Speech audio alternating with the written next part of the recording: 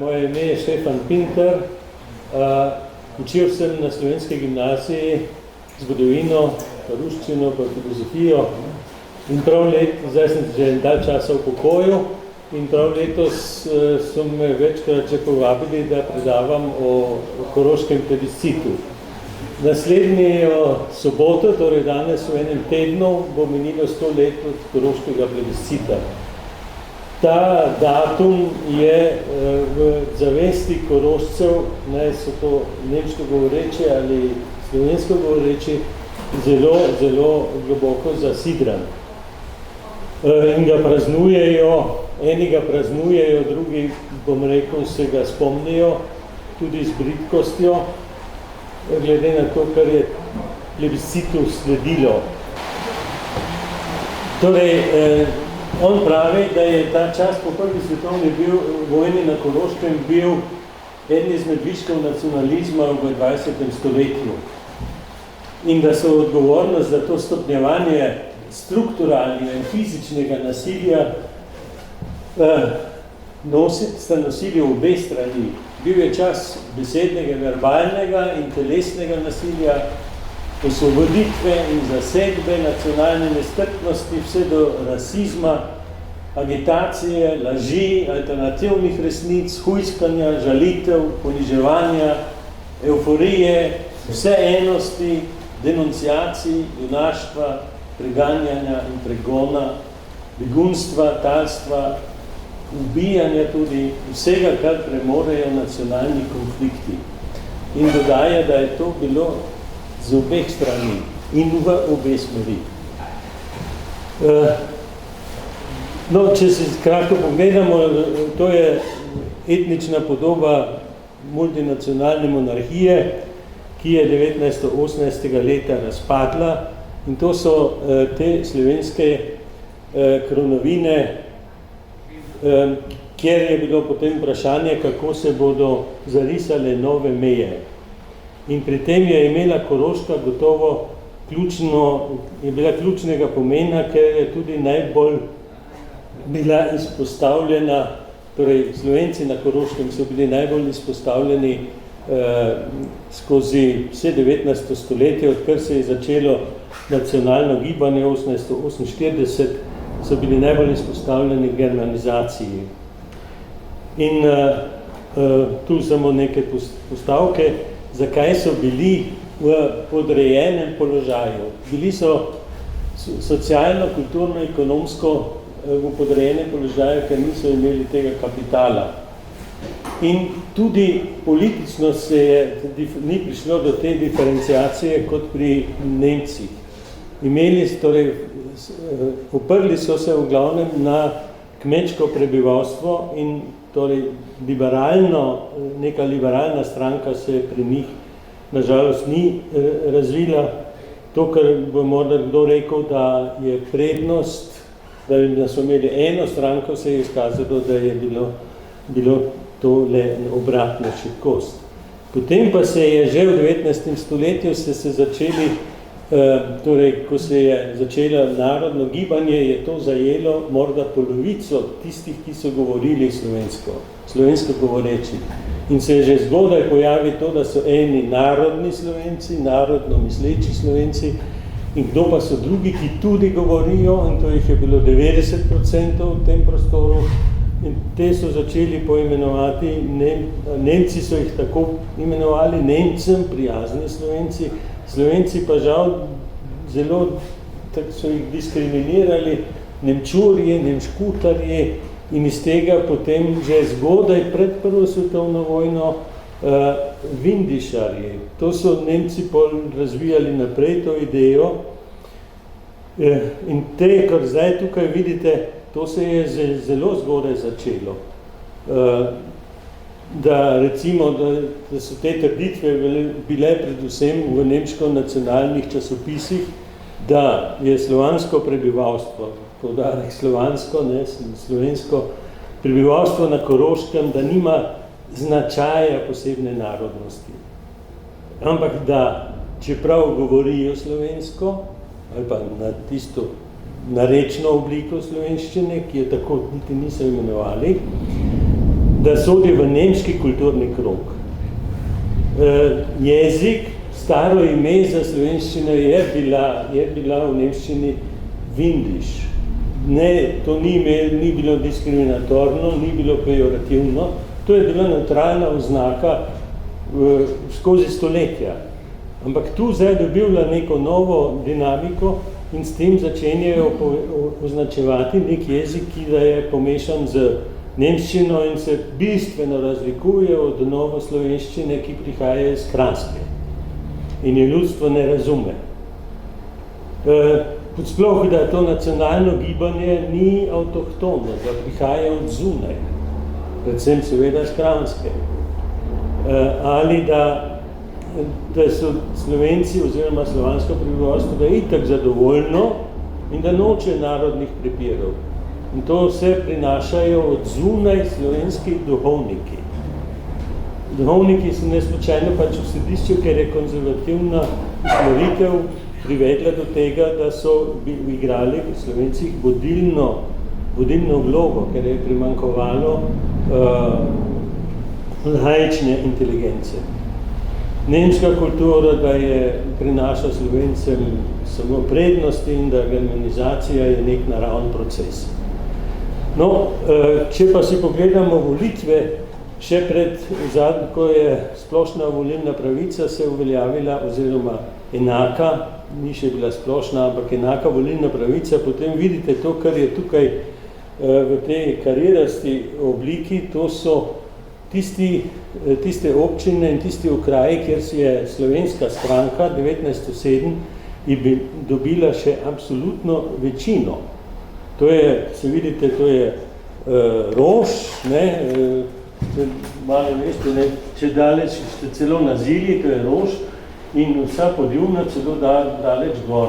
Mesta seveda so nekaj drugega. Mesta so bila bolj nemško usmerjena. Ampak strukturalno nasilje je privedlo do tega, da so Slovenci imeli šanso samo v tem volilnem okraju. To so 4 sodniška mesta, Pliberk, Dobroglavar, Železna Kapla in Borovle, medtem ko so ostale dvojezično področje pridružili k nemško govorečim in tam ni imel slovenski kandidat nobene šanse. To je bila diskriminacija čist očitna in načrtna. No, potem so se nacionalna nasprotja tudi na Koroškem zaostrovala in Slovenci so se začeli orientirati tako rekoč na jug, na Kranjsko, in so se pridružili ta njihova stranka, ki je nastala šele konec 19. stoletja, oziroma društvo, se je povezalo s Slovensko ljudsko stranko. In ta Slovenska ljudska stranka se je pa spet tudi začela orientirati na jug, kako veste, s tem, da je Krek, seveda, in za njim Korošec, da sta razvila pa podpirala ta program trializma še v monarhiji, kar pomeni, da se ne bi slovanska področja v monarhiji, v južnem delu monarhije, torej to, kar je Srbi, vse to veste, Hrvati, Bosna in Hercegovina in seveda slovenske dežele naj bi se združile v neko tretjo enoto. Pride do razpada monarhije, ne bom se spuščal v detajle, tista znana zgodba, Anton Korošec, ki je gotovo igral ključno vlogo tudi v tistem času, formulira tako imenovano Majsko deklaracijo in temu sledi deklaracijsko gibanje. Po slovenskih deželah so zbrali toliko glasov in tudi na Koroškem, kljub temu, da je oblast to potem nazadnje prepovedala in na vsak način ovirala. Parola o samoodločbi, ki jo je dal Wilson, pa je z njo verjetno razumel nekaj drugega, kot so tukaj v Evropi razumeli, vsaj v srednji Evropi. On je bolj mislil, da se naj politično osamosvojijo in naj se znebijo kronanih glav in naj uvedejo neko republikansko demokracijo. ampak tukaj so predvsem razumeli to kot poziv, da naj se združijo te etnične skupine ali narodne skupine v svoje države. In seveda je to bil velik izziv, kako naj narediti take meje, ki bi odgovarjale tem kriterijem, ali po starih deželnih mejah, to ne bi bilo etnično, ali po strateško-geografskih se je tudi zgodilo, če vzamemo Češko, ali pa deželne meje, Češko-Slovaška nastane tako, gospodarski faktori ali pa etnografsko-jezikovni. In Koroška je gotovo bila v tem oziru že izziv, kako deliti Koroško, to ni bilo kar tako. Se nastanejo te prve priprave, ustanovitev Narodnega sveta v Slovenijo in Istro in na to 29.10. ustanovitev države Slovencev, Hrvatov in Srbov in sočasno, pravzaprav en dan pozneje, so pa tudi vsi nemški poslanci v državnem zboru na Dunaju, ki so predstavljali Nemce v Cisletaniji, torej v avstrijski polovici, to so tiste dežele, ki so jih predstavljali. In to so si predstavljali, da naj bo Avstrija. Si kako predstavljate? To bi bila Avstrija, ki so si jo želeli ali imeli v mislih tedaj. Torej Maribor, seveda, pa spodnja Štajerska, vsa Koroška, Južni Tirol, logično, in vse sudetske dežele.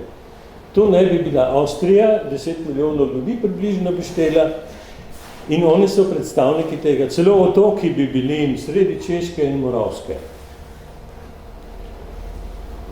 Ja, in 12. je bila proglašena ta republika, ki se je imenovala Nemška Avstrija, in seveda bi ta stvar funkcionirala samo, če bi se ta Nemška Avstrija takoj priključila k Nemčiji, potem lahko te sudetske dežele držijo. Ne? V nekem smislu to zveni čudno, ampak je izpeljal 20 let pozneje Hitler. Z Münchenskim sporazumom, pa za priključitvijo Avstrije. 1938, 20 let pozneje. Nemška Avstrija je torej del Nemške republike. Po tej isti logiki, tu še to, da je Koroški deželni zbor zahteval, da naj ostane del Avstrije vsa Koroška. In za tiste, seveda so vedeli, da tu živijo Slovenci, ampak jih niso niti ne tako imenovali. Tisto mešana področja, kot vidite, mešana naselitvena območja, tam naj bi prišlo do samoodločbe njihovih prebivalcev po ustavi in ti se bi priključili državnemu ozemlju Nemške Avstrije. Tedajni koroški slovenski časopis Mir je pa tako interpretiral. Od stare Avstrije nič ni ostalo, niti Koščka, ker Nemška Avstrija se je priključila k Nemčiji. Torej, nemške dežele se hočejo priklopiti v Nemčiji kot republiki, drugi narodi pa smo si ustanovili svoje države. Vendar tako enostavno ni bilo. Narodni svet je tedaj v Ljubljani zahteval, da se pač te po etničnem načelu, ta Južna Koroška priklopi k državi SHS. Potem je bilo že tedaj vprašanje, Smodej, ki je bolj Koroško poznal, čeprav ni bil z Koroške, ampak je bil tu predsednik tega Narodnega sveta za Koroško. On je vedel, da Celovec to bo težko, brez Celovca in Beljaka. Drugi so pa bili tedaj zelo optimistični in so mislili, mi smo na strani zmagovalcev in so imeli fantastične predstave. Recimo vam samo pokažem, to so različne predstave, kam daleč bi lahko segalo to področje. Korošec je recimo si še zaželel tole. Ja, popolnoma nerealistično. To se je kaj kmalu izkazalo. Prvič, da država SHS ni bila priznana kot država zmagovalka. Bilo je sploh vprašanje, kako bo kako bo naprej z njo. 1. decembra se je pridružila kraljevini Srbiji in je imela ta kraljevina, oziroma ta nova država Srbov, Hrvatov in Slovencev, pa tudi je imela en kup problemov, to ni bila, sicer je sedela bila na pogajanjih v Parizu pri mizi, enakopravna za razliko od Avstrije, ampak bilo je vrsta vprašanj, odprta je bila predvsem meja z Italijo in ti politiki slovenski so imeli en kup problemov, kako bodo rešili vprašanje meje z Italijo, ker Italijani so svoj plen hoteli in hoteli še kaj več. No, slovenske enote, ko so te slovenske, zdaj tu moram povedati, da je prišlo do demarkacijske črte na Dravi. To je bilo sredi novembra. In Dravi, bo čisto gor do Zilice, Zilica, Zilja, potem pa po Dravi. Pravi, precejšen del, ta področja so seveda tudi bila večinsko dvojezična. Vse, kar je tukaj rahlo rumeno, se slabo vidi, to so bila večinsko dvojezična, oziroma ne dvojezična, slovenske občine. In tedaj je torej bila ta demarkacijska črta in je prišlo tudi do pogajanj, v katerih je Ljubljana, oziroma je Koroška predlagala, da bi lahko odstopili področje, tisti sodni okraj, slovenski volilni okraj, to se pravi, ta tri, Dobrla vas, Pliberk, Železna kaplja in en del, eventualno še Borovskega okraja. To se pravi, tam nekje bi bila meja, če poznate malo Koroško, nikakor ne Borovle, ampak zadaj za Borovlem nekje Sele, pa Magare lahko gre k Jugoslaviji in Drava je na vsak način meja, ne Velikovci stane v Avstriji in potem seveda tudi Roš. In noben slovenski politik, Brejc, ki je Koroško poznal, pa potem bil tudi predsednik vlade v Ljubljani, si seveda ni upal podpisati kakšne take pogodbe in niti na takšen kompromis, ker bi zunaj ostale torej Roš in velik del slovenskega področja.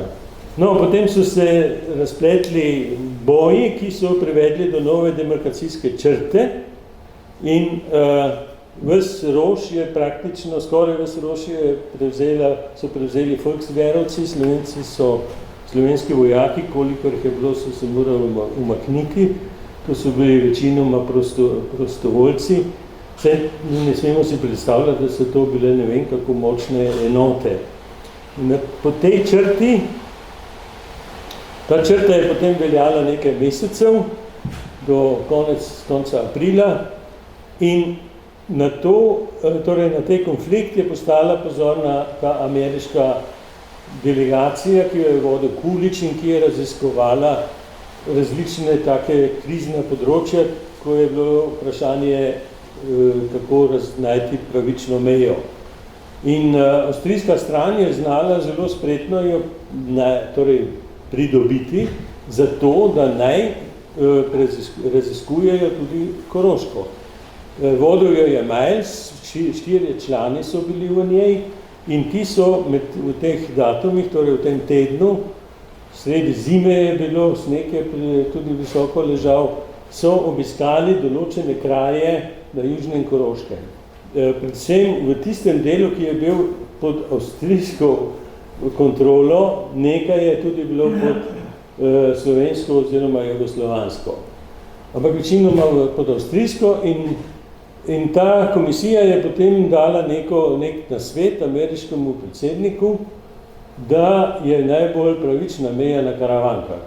Ker tudi prebivalci, torej slovensko govoreči, tudi hočejo to, da hočejo ostati pri Avstriji. Edino en član, Kerner, ta profesor, je bil drugačnega mnenja, on je predlagal Dravo. Ampak ta Meissnerova komisija, pa to, kar so, ta ekspertiza, pravzaprav ni bila nastala po naročilu konference, ki se je tedaj že odvijala v Parizu, velikih 4, temveč je to bilo pravzaprav neka iniciativa, ki so jo sami naredili, ta Miles in Coolidge, in tako je obležala v nekem predalu in ni bila na mizi pri pogajanjih v Parizu. Je imela pa vendarle precejšen vpliv, ker se je potem Wilson, kljub temu, da ni mogel reči, Wilson se je na njo kljub temu skliceval. No, treba reči, da je Wilson potem igral itak odločilno vlogo,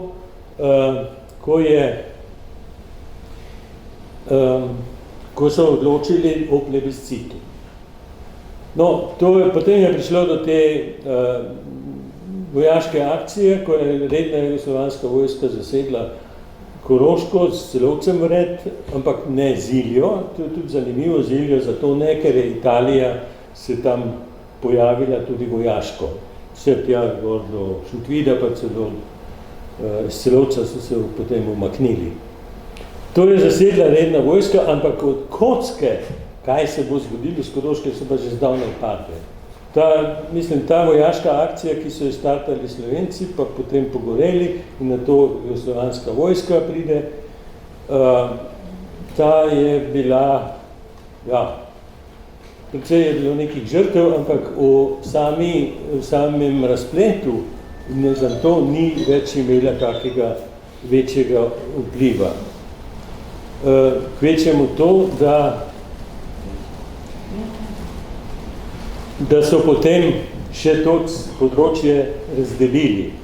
No, se pravi, da naredijo plebiscit, o tem so govorili že marca v Parizu, da bi to bila ena možnost. Potem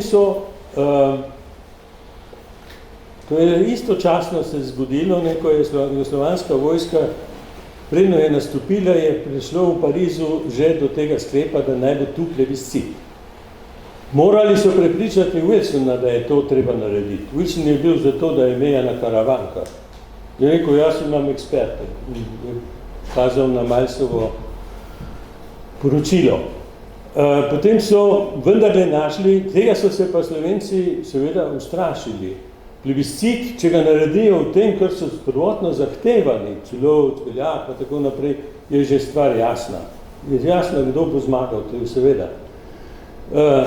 In zato so potem vendarle dosegli delitev na 2 coni, torej A in B, in tudi to je bila neka koncesija Jugoslaviji, da so jim dali cono A kot jugoslovansko upravo, ker ni bilo samoumevno, lahko bi tudi medzavezniška komisija tam bila.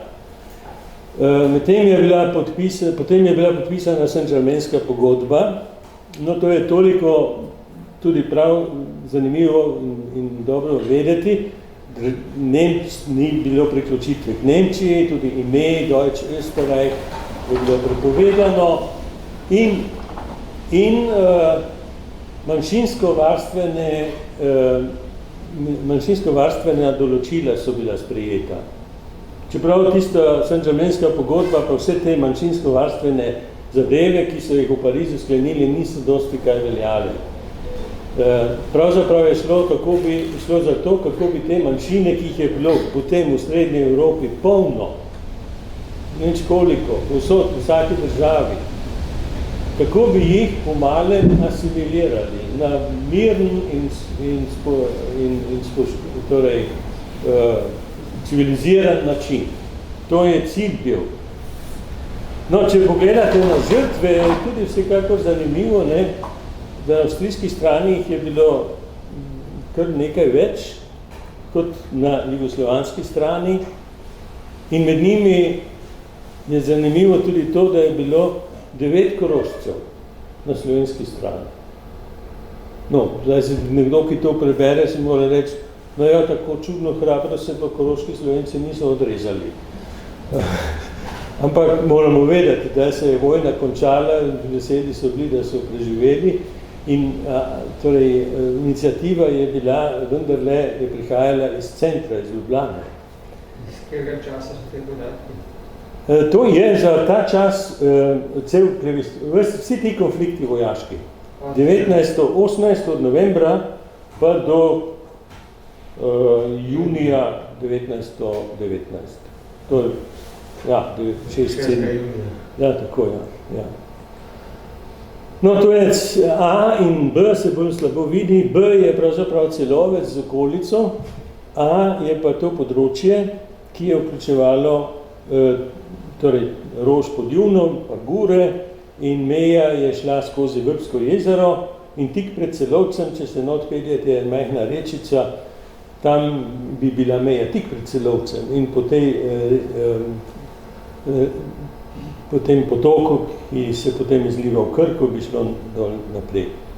No, demarkacijska črta, slovanska stran ali pa slovenska stran je se nekje, to je bil izraz neke defenzive, so to, torej cono BA zaprli proti coni B. Se pravi, ta prehod tja je bil zelo otežkočen. Pričakovanja so bila, da bodo Celovcu dokazali, da težko živi brez zaledja. Ampak se je bolj pokazalo, da zaledje teže živi brez Celovca. Celovci so skrbovali z raznimi tistimi stvarmi, ki so jih pač kmetje potrebovali, so tudi bile tehnika, petrolej, pa bog ve kaj, pa sladkor, pa to. Tudi z Dunaja so dobivljali, pa z Avstrije so dobivljali to pomoč, ker so vedeli, da moramo dokazati, da je obratno. In to je nazadnje je bilo bolj tako, ne, da je cona, pri izidu se je to še najbolj pokazalo, da je zaledje tudi potrebovalo ta center. To je bistven motiv bil. No, tako se je potem je tako bil ta plebiscit, ki ga je nadzorovala ta komisija, plebiscitna komisija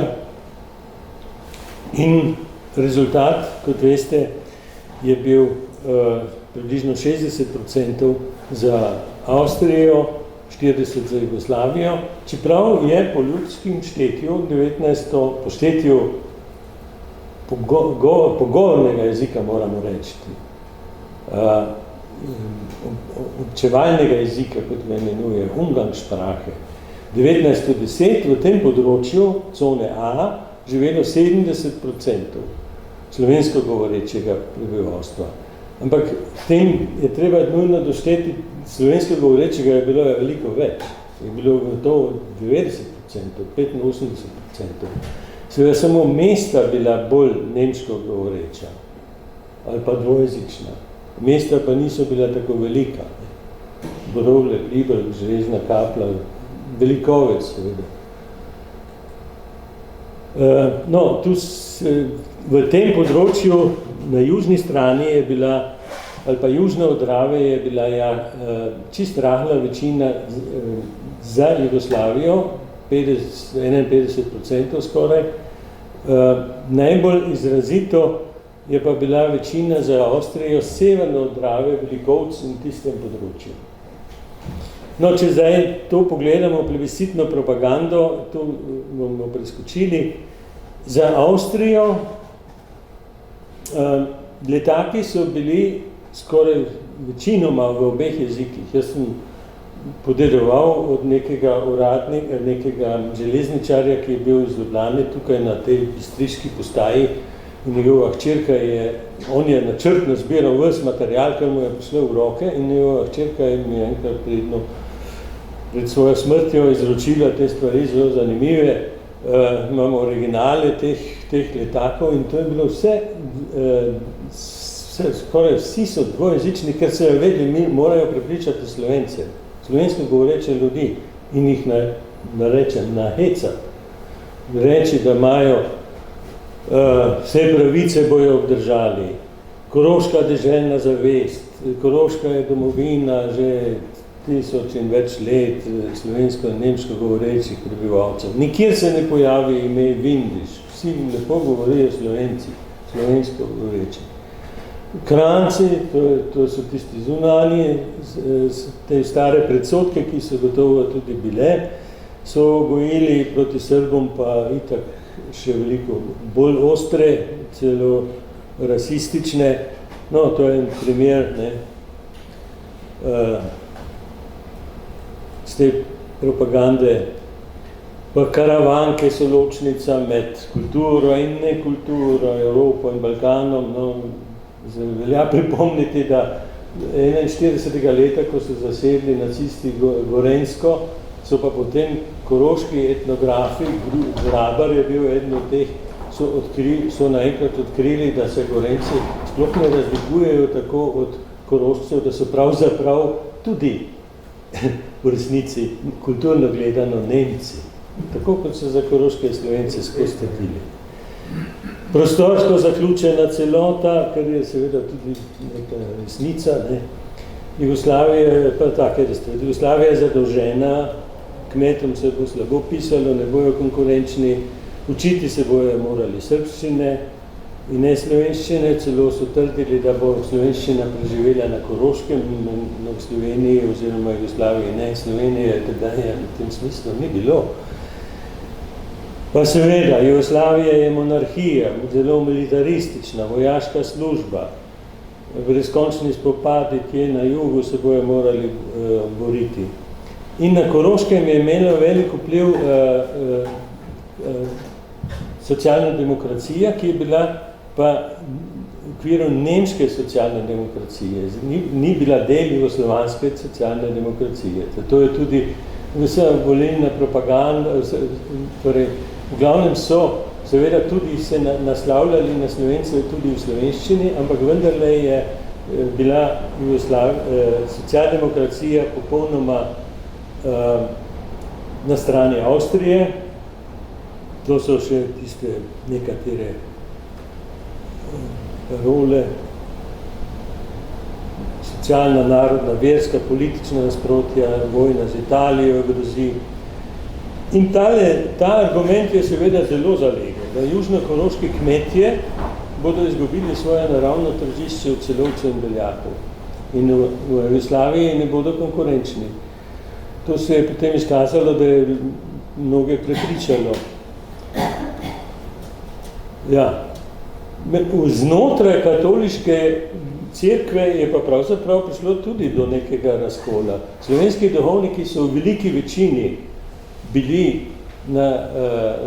naravnost vodili to kampanjo. Farovži so bili nekakšni centri te propagandnega stroja, ki je deloval pred plebiscitom. So pa bili nekateri slovenski duhovniki tudi za Avstrijo, ki so bili zavedni Slovenci. Tako je bila skupina okoli Podgorca ena taka.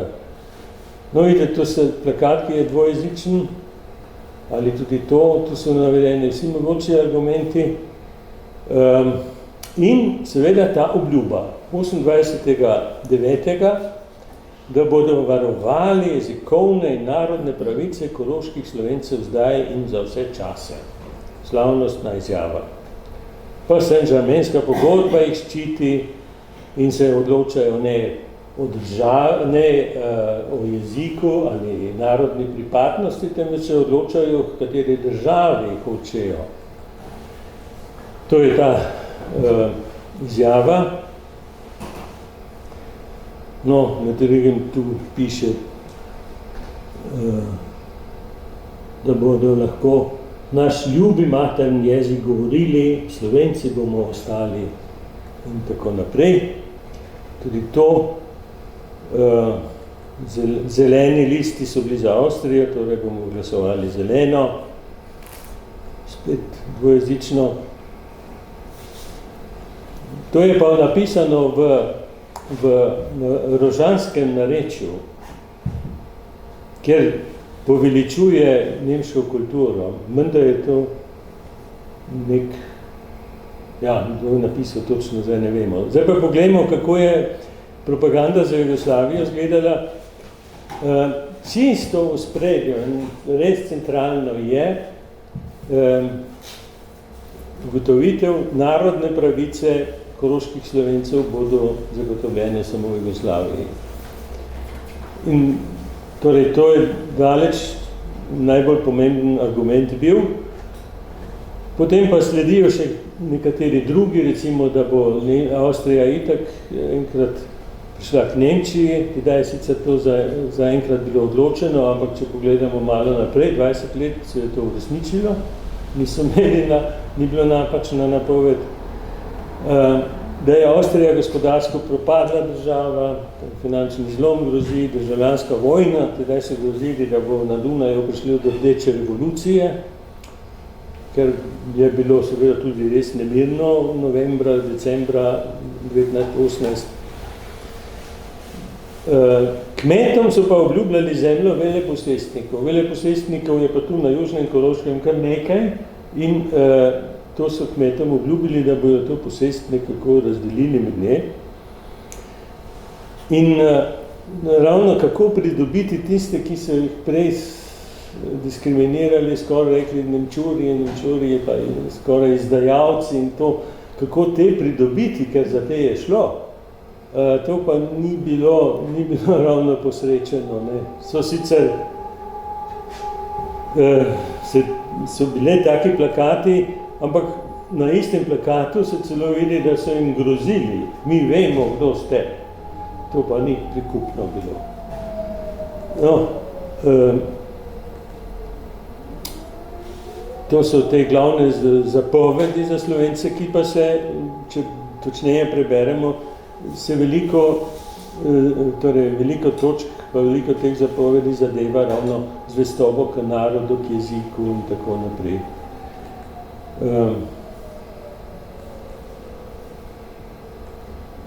Kako se bo zelena žaba Deutsche Österreich razletela ali pa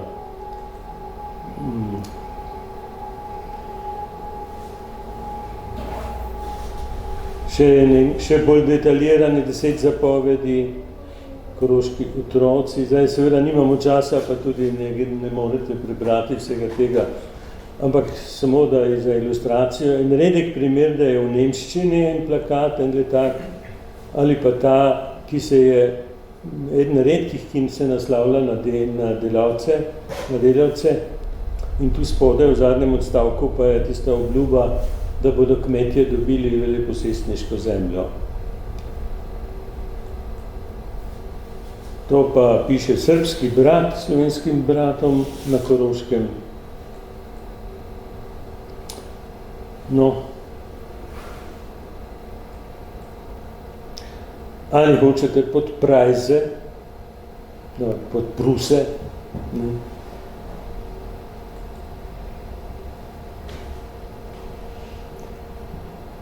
No, Kolna je premog, ne. Avstrija nima premoga. Pona sama ne leti, Pona je pa veste kaj? Železnica, vlak, ne. Železnica sama ne leti.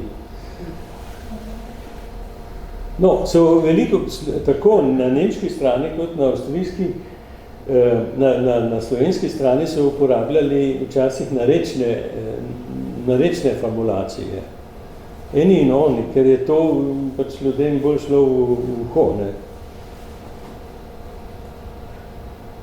Ja, to je tista, ko sem rekel, da so jim skoraj grozili. Poznamo vas vse po naši zmagi, ki nam je gotovo, ne bomo pozabili izdajalcev. To ni bila prikupna reklama. Pa to je zelo poenostavljeno. Ne. In redkih delavstvu.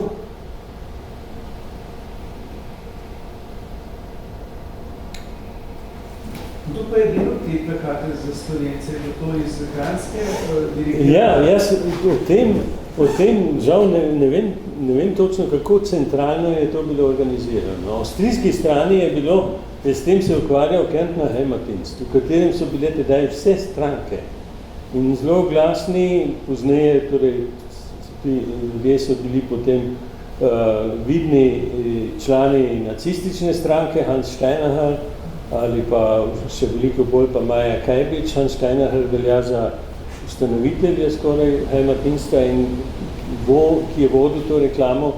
Ti so izdali, torej imam nekje podatke, koliko letakov, koliko plakatov, koliko je bilo v časopisu tega, torej so poplavili Južno-Koroško tedaj, ko so demarkacijsko črto odprli, prej ilegalno, so jih skušali prestreči, da ne bi že prej delali reklamo, potem se je demarkacijska črta odprla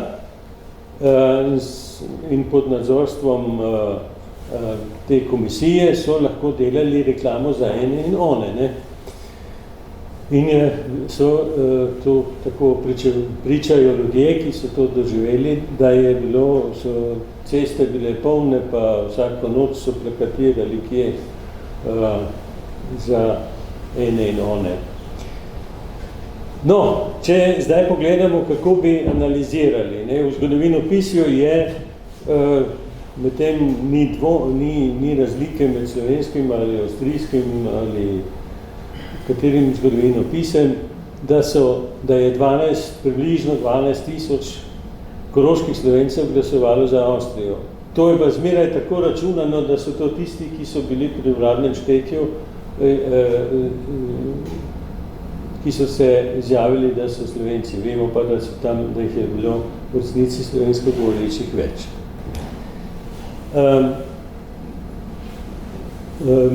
Andrej Morič, Ziljan, koroški Slovenc, je naredil pred že 40 leti točno tako analizo po občinah, kjer je ugotovil, da so bili ti socialno-gospodarski nagibi odločilni. To se vidi predvsem pri teh občinah severno od Drave, ki so bile res, ti bi bili ti kmetje, ki so relativno premožni v tistem delu, kako bi lahko preživeli v Jugoslaviji, ne? Kam naj prodajajo svoje stvari, je nekako razumljivo. Tisti, ki so delali bolj zase, ki so bolj avtarkno živeli v odročnih krajih, tam je bilo, se takoj pokaže, tisti so tradicionalno tudi bili veliko bolj ohranili jezik in ga gojili, tisti so glasovali za Jugoslavijo. Potem je igrala deželna zavest neko vlogo, monarhija, republika seveda, to se nekako ponovi, ženska volilna pravica, čeprav o tem kakih posebnih študij ni, kako so se pa, a se bi dalo sploh ugotoviti, kako so se ženske odločale. Jaz samo vem od nekega učitelja, ki mi je pripovedoval, da njegovi stari starši so za tisti čas ločeno prenočevali, torej so se ločili, ker je eden, ne vem, ali babica ali ded, na različno stan so se orientirali. Vojaška obveznost je gotovo igrala veliko vlogo, nova državna tvorba Jugoslavije je bila vsekakor neko tveganje. Tu je recimo zgodovinar Rahten pred kratkim intervjuju povedal, da se v Sloveniji malo zavedajo, nihče se ne zaveda tega, da je bilo čist kratko na kocki še v Parizu, da bi naredili plebiscit kar še v Spodnji Štajerski. In je le pripisati neki nespretnosti in neke italijanske delegacije, da so potem to zavrgli. Žolgar, ki je najbolj priden in najbolj zavzet pogajalc bil v Parizu in najbolj delal, cele noči pa je tedaj že začel delati načrte, kolikšno področje bi prišlo v poštev. Seveda je ponudil skoraj celo Spodnjo Štajersko, ker pol bi rezultat bil jasen. Če bi pa ponudili samo, Maribor z okolico, pa vprašanje, kaj bi bilo. Ampak to so špekulacije, kaj bi bilo. No, tu je še en podatek zanimiv, namreč, da je, kako velik vpliv je vendarle imela na koroške Slovence, predvsem delavce, majhne kmete, socialdemokracija. In to so slovenski, tisti, ki so vodili politiko, nekako prezrli. Brejc je celo bil proti temu, da socialdemokrati sploh delajo kampanjo. To je ta zelo konzervativno, katoliško konzervativno usmeritev ni bila na mestu. Namreč v tistem delu, ki je bil pod avstrijsko upravo, to je skoraj ves Rož, pa Zilja, pa Gure, pa tu gor, ta področja, so pri volitvah, to je bilo že 19. leta, v ustavodajno skupščino, so v tem področju socialdemokrati dobili nadpovprečno veliko. Torej vidite, skoraj 64% vseh volivcev so pritegnili socialdemokrati, na Koroškem 50% v deželnem. V tistem delu, ki je bil pod jugoslovansko upravo, teh volitev ni bilo. In Mir je pozival, ampak tik pred volitvijo je pozival svoje volivce, da naj ne volijo, naj se ne udeležijo, ampak tudi tu ta podatek bi moral tistim, ki so vodili to kampanjo, da bi moral jim dati misliti. To je bilo še februarja 1919, ko morda se bi dali rešiti to brez plebiscita. Namreč 85% ljudi je volilo. To je zelo veliko. No, to je karta, ki jo je izdelal Morič. Ko vidite tisto, kar je zelo temno, pomeni tam zelo veliko večino za Avstrijo, oziroma velika razlika med slovensko govorečimi in nemško, te razlika, da recimo tukaj je bilo skoraj 80-90% slovensko govorečih, ampak pri plebiscitu pa ravno toliko za Avstrijo, pa ne za Jugoslavijo. Redki so bolj proti jugu, ker je svetlejša barva, tam so pa razlike manjše. No, ampak zdaj sem vas zamučil, zdaj samo pogledamo, kaj se je zgodilo, kratko še, kaj se je zgodilo po plebiscitu. Namreč te obljube, slavnostno izrečene, od deželnega upravitelja Lemiša, veliko nemško usmerjenega, ampak veliko nemško usmerjeni so tedaj bili skoraj vsi v nemških strankah, to je tudi treba dodati. Ta je torej podpisal oktobra slavnostno izjavo in en mesec pozneje, niti ne, pa je skoraj ne moremo verjeti, kako ostro je napovedal, da je treba obračunati s tistimi, ki so ustvarili in vnesli v to deželo mir. In iz konteksta je jasno, da misli tiste, ki so glasovali za Jugoslavijo. Čeprav je to tajno glasovanje bilo, ampak in da zanje z njimi ni mogoča sprava, temveč je so odvratni, samo obračun je možen, čisti, jasni obračun, klate, rejne, abrechnung.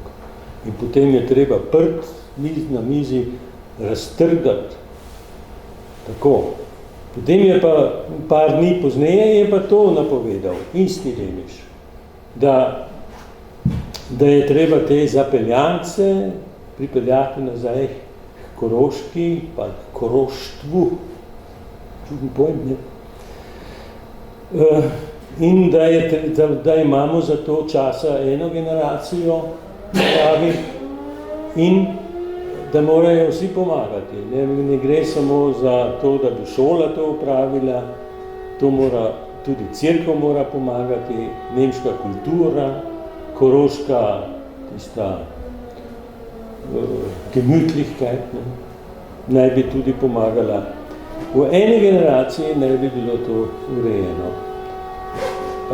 In seveda je imelo torej velike posledice. Tudi se Daniel Grafenauer je to, mislim, v zadnjih letih bolj raziskoval, slovenski zgodovinar, namreč, da je prišlo vendarle do odtoka skoraj vse inteligence, razen duhovnikov, ampak tudi mnogi duhovniki so odšli, pa so se potem nekateri še vrnili, ampak odšli so učitelji, po nekih izračunih 58, odšli so razni, veliko jih Slovenci na Koroškem itak niso imeli, ampak še tisti, ki so bili, so se znašli v neizhodnej situaciji. Vsak, ki je bil v državni službi, bi itak moral oditi. Če je bil pod jugoslovansko upravo, vam bom potem še čisto kratko predstavil eno knjigo, ki smo jo pred kratkim izdali, je bil v službo. In če ni, izkazalo se je, če niso imeli kakšne kmečke posesti, kjer bi se lahko avtarkno še nekako preživljali, je bilo njihovo življenje težko bilo preživeti. Celo zdravnik Franc Petlek v Velikovcu je imel hude težave, da se je potem spet lahko kot zdravnik uveljavil. In to je bila že ogromna in globoka zareza, da so ostali so kmetje. In tudi ti so potem obnovili vse te strukture, ki so bile pred vojno in so na novo jih skušali revitalizirati. In če beremo te razne kronike, kakšne težave so imeli, samo recimo neko prireditev, kot je bila tukaj v Svečah, neka kočno so obnovili kulturno društvo in kakšna polena so jim metali, da če so hoteli kaj organizirati. Je bilo v vseh krajih skoraj tako. In Heimatinstve je izkazal kot izrazito sovražna organizacija. Potem se je celo bila neka taka ustanova v Celovcu, ki je posredovala potencialnim kupcem, interesentom zemljo propadlih kmetij na Južnem Koroškem. Računano, da je nekih 200 kmetij, večjih in manjših, na Južnem Koroškem bilo pokupljenih v času med obema vojnama. Kdo pa je ustanovitelj te Bodenvermittlungs Tam je igral, Maja Kajdič je igral centralno vlogo, ki je potem, naslednji korak je bil etnično čiščenje 42. leta. Tisti kmetje, šlo je tudi za kmečko posest nazadnje. Tistim, ki so jih odselili, to so v glavnem bili ljudje, ki so imeli večje ali manjše kmetije. In potem ta cepitev v manjšine na Vindišarje, seveda, kar se je nakazovalo že zgodaj. Tistim Nemcem prijazni Slovenci so se pod tem pritiskom asimilirali in so sprejeli to, da so Vindišarji. In to je oslabilo tisti del, ki je bil ostal narodno zaveden, ki mu je bila jezik in kultura neka vrednota. So bila sicer v 20 letih pogajanja za kulturno avtonomijo, ampak so propadla in z velikimi težavami so Slovenci potem obnovili te razne organizacije, izdajali so časopis, ki je izhajal na Dunaju, cerkveni list Nedelje je začel izhajati. Pri volitvah so pa dosegli 2 mandata v državnem zboru. Kar je bil, to je pa zadnja slika Miklova Zala nekje v Šentjakobu, ki je nekako simbol te zvestobe. Jaz upam, da nisem vas čisto zamučil. Jaz bi vam samo čisto kratko predstavil tole knjigo, ki je šla pred kratkim. Prav tu smo jo pred 10 dnevi predstavili javnosti. To so spomini Janka Ojcla, to je bil ded moje žene, tu blizu doma in tudi v Kočni, v tem društvu je bil aktivn. bil je žandarm, cesarsko-kraljevski, rojen 1877, od 1907 je bil tukaj na Bistrici orožnik, žandarm, ne, in je doživel ta čas plebiscita,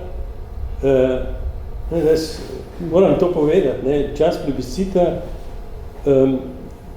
ki se je zanj končal tako, da je 21. leta ugotovil, da so mu vzeli državljanstvo, če se prav se mu ni nikjer povedal. Novembra mu je namreč njegov poglavar iz Celovca, njegov šef, povedal, kar ostanite tam, vedel je, da je Slovenc.